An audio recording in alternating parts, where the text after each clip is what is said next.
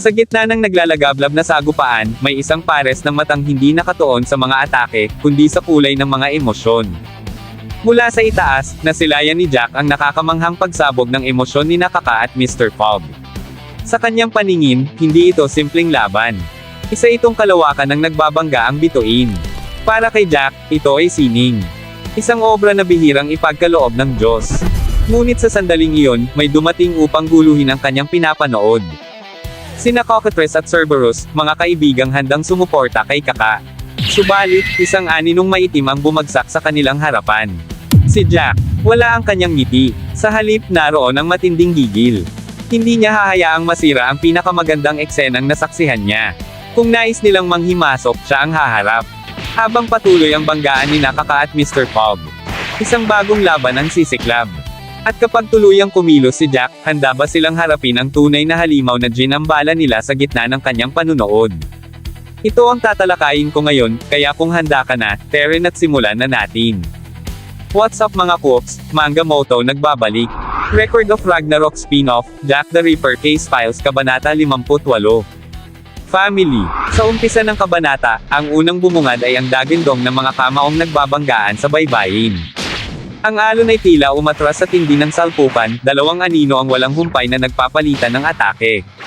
Si Mr. Fogg at si Kaka, dating magkaibigan, ngayon ay magkalaban na tila walang bakas ng pagod o panghihina. Isang mabilis na sipa ang pinakawalan ni Kaka, ngunit nakaiwas si Mr. Fogg sa huling sandali. Hindi pa man nakabawi, dumiretso agad ang isang bumubulusok na suntok. Nadepensahan iyon ni Mr. Fogg, ngunit daman niya ang bigat ng tama. Nipaurong siya ng malayo, at sa pagitan ng ingay ng alon at hangin ay malinaw na narinig ang isang malutong na pagkabali mula sa brasong tinamaan. Hindi sapat ang suntok para pabagsakin siya, ngunit sapat upang ipaalala na iba na ang lakas ni Kaka. Isang taon pa lang ang nakalipas, wala kang ganitong kakayahan, saad ni Mr. Fogg, bakas ang pagtataka. Tinanong niya kung nasanay na ba si Kaka sa misteryosong sandata ng Imperyo ng Britanya.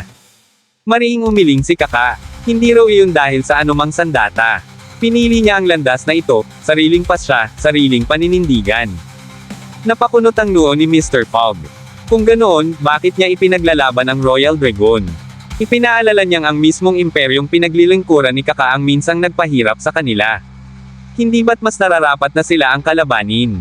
Tahimik ngunit matatag ang sagot ni Kaka, ginagawa niya ito para sa kanyang pamilya. Sa mga salitang iyon, tila huminto ang oras. Mula sa alingaw-ngaw ng kasalukuyang labanan, dadalhin tayo sa isang alaala, sa loob ng isang malaking barkong ginawang pansamantalang himpilan. Sugatan at balot ng benda ang grupo. Si Rowan ay nagrereklamo habang nilalagyan ng benda ang kanyang braso. Dahan-dahan naman, aniya kay Kaka, masakit. Dito natin nakilala ang kanilang mga pangalan, si Flora ang Cerberus, si Tess ang Cockatrice, si Jake ang Griffin, si Rowan ang Minotaur, at si Kaka ang Phoenix. Humingi ng paumanhin si Kaka kay Rowan, hindi sinasadyang nadagdagan ang sakit nito habang ginagamot ang sugat. Biglang tumayo si Rowan at sinipa ang isang bariles, galit na galit sa kanilang instructor. Isinabak daw sila agad sa matinding pagsasanay na tila walang konsiderasyon kung mabuhay man sila o hindi. Sa kabilang banda, mahinahong pinaalalahanan ni Flora si Kaka na huwag magpadalos-dalos sa tuwing may problema ang isa sa kanila. Kapag sumabak siya ng walang pag-iingat, tiyak ang kapalit. Ngumiti lamang si Kaka, tila ba sanay na sa ganitong babala. Napag-usapan din ng isang kasapi na na-promote matapos sumali sa corps sa kabisera. Ayon kay Tess, marahil ay mas maayos na ang buhay nito ngayon, masarap ang kinakain, maganda ang kasuotan. Sumang-ayon si Rowan. Para sa mga tulad nilang galing sa squatter, wala silang babalikan. Ang pagiging sundalo ang tanging daan upang makaangat sa buhay. Tahimik na inamin ni Tess na naiinggit siya kay Arthur, may pamilyang naghihintay sa kanya. Sa di kalayuan, si Arthur ay nakatanaw sa dagat, seryoso ang mukha. Nilapitan siya ni Kaka at sinabi na sana'y makabalik agad siya sa kanyang pamilya.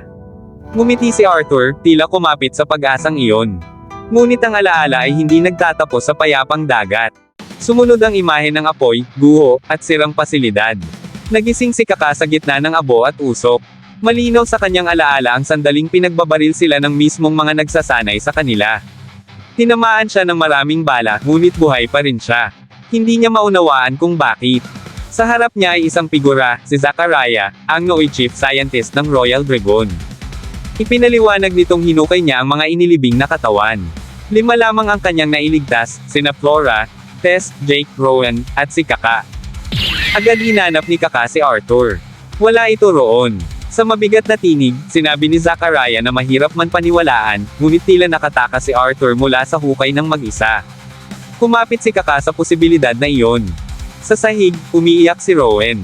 Hindi lamang dahil sa sakit ng sugat, kundi dahil sa katotohanang itinuring silang parang basura ng imperyo ng Britanya. Ginamit sila, ineksperimentuhan, at itinapon, na para bang wala silang halaga. Hindi tulad ng iba, may babalikan si Arthur. May tahanan. May pamilyang naghihintay. Para kay Tess, mas mabigat iyon kaysa sa sugat na dinadala niya. Sila, mga palaboy, mga batang walang direksyon noon, walang siguradong uuwian. At bilang isang babae sa mundong iyon ng dahas at eksperimento, pakiramdam niya'y wala ng saysay ang patuloy na paghinga. Sa unang pagkakataon, bumigay ang kanyang tinig. Tumulo ang luha. Napalingon siya nang marinig si Kaka. Hindi raw totoo na wala nang naghihintay sa kanila. Mayroon, sabi niya. Ipinaliwanag niya ng malinaw, kung pipiliin nilang maging pamilya, hindi iyon basta salita lang. Ibig sabihin, saan man sila dalhin ng mundo, magkakasama sila. Walang iwanan. Walang maiiwan sa hukay. Napatingin sina Jake, Flora, at Tess sa kanya, seryoso, sinusukat kung gaano kabigat ang paninindigan sa likod ng mga salitang iyon. Ngunit si Flora ang unang nagsalita. Kapag nalaman ng Royal Dragon na buhay pa sila, hahagilapan sila. At kapag natagpuan, hindi sila hahayaan na manatiling malaya. Hindi sila papayagang maging ebidensya ng sariling kasalanan ng imperyo. Tahimik na napaisip si Rowan. Kung ganoon, saan sila tutungo? Doon pumasok ang mungkahi ni Zachariah. Sumama raw sila sa kanya.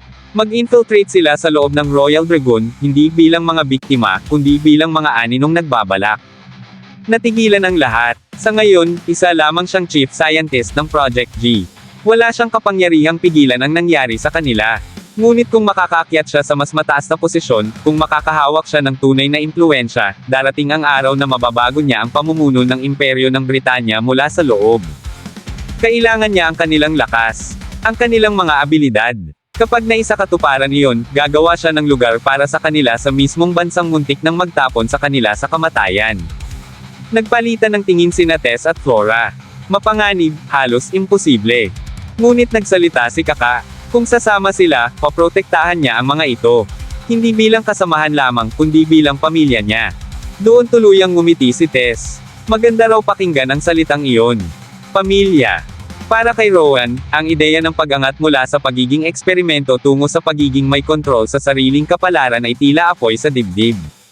Kahit sugatan ng labi, sumang-ayon si Jake. Walang tumutol. At sa puntong iyon, nagsimula ang kanilang tahimik na pag-akyat. Bumalik ang tagpo sa kasalukuyan. Nakatitig si Kaka kay Mr. Fogg, malamig ang tinig ngunit buo ang pasya. Ang sino mang susubok na agawin ang lugar ng pamilya ko, tatapusin ko. Kahit pa si Arthur. Kahit pa ang dati niyang kaibigan. Sa kabilang panig, naka-activate ang kakaibang kakayahan sa mata ni Mr. Fogg habang pinagmamasdan si Kaka. May kakaibang bigat ang sandali, parang matagal nang isinulat ang paghaharap na ito. Halika, hamon ni Mr. Fogg. Hindi nagatubili si Kaka. Sumugod siya. Sa itaas ng puno, may isang tahimik na saksi. Si Jack. Namamangha siya sa nasasaksihan, hindi lang sa bilis ng galaw o lakas ng suntok, kundi sa mga kulay na nakikita niya. Sa kanyang paningin, ang emosyon ng dalawang dating magkaibigan ay parang sumasabog na konstelasyon. Galit, panghihinayang, determinasyon, sakit nagsasama-sama na tila mga bituin sa kalangitan. Ngumiti siya, halos mapatawa sa ganda ng tanawin. Nagpasalamat pa siya sa Diyos. Para sa kanya, isa itong obra. Ngunit nagbago ang ekspresyon niya nang maramdaman ang paglapit ng dalawang presensya. Sina Cockatrice at Cerberus. Dumating sila upang tumulong. At doon, unang beses nating nakita ang iritasyon sa mukha ni Jack. Isang aninong maitim ang bumagsak sa pagitan nila. Napaatras sina Cerberus at Cockatrice, alerto. Nang makita nila kung sino ang hamarang, agad siyang nakilala ni Cockatrice. Si Jack. Tahimik ang tindig, ngunit kitang-kita ang gigil sa kanyang mga mata. Hindi niya hahayaang may manghimasok sa laban ni Kaka at Mr. Fogg. Hindi dahil sa panig, kundi dahil ayaw niyang masira ang sining na kanyang pinapanood. At sa gitna ng kaguluhan, may isa pang labanan na magsisimula. At dito na nagtapos, alam kong bitin ka sa kwentuhan natin, kaya sorry na agad. Shoutout po muna kina